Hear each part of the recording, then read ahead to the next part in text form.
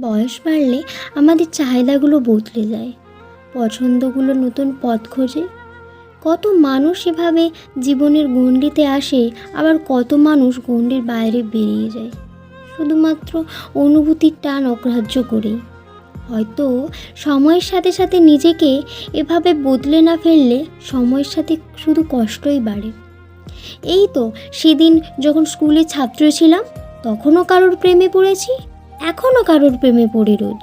মাঝে শুধু বদলে গেছে সেই ব্যক্তিটা, বদলে গেছে সেই সময়টা আর সেই পুরনো অনুভূতিগুলো।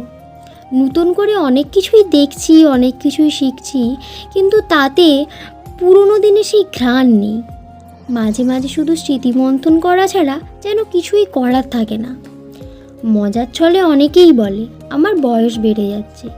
আসলে বয়স বাড়ার সাথে সাথে কিংবা সময়ের সাথে সাথে আমরা খুব খুঁতখুঁতে হয়ে যাই। তখন কোনো কিছুই সহজে মনে ধরে না।